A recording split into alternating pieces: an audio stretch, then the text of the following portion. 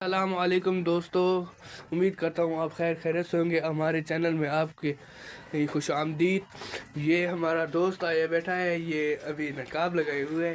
ये जबकि आप देख सकते हैं हम पहुंचे जाम अब्दुल मजीद किराना स्टोर पे। जी मुझे एक बोतल चाहिए बेटा। कौन सी बोतल चाहिए?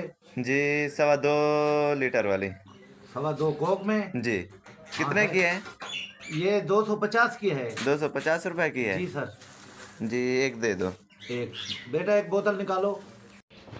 जी अंकल जी, शापर एक दे दो। हाँ शापर भी दे दो। दोस्तों, आप जैसे कि जानते हैं हमने अभी बोतल मंगवाई। ये हमारा मेहमान है नियाम उस्मान। इसका यूट्यूब चैनल है, लाइक करें और सब्सक्राइब करें। ओके, ये हमारी बोतल आ चुकी है। ना ना अलग है।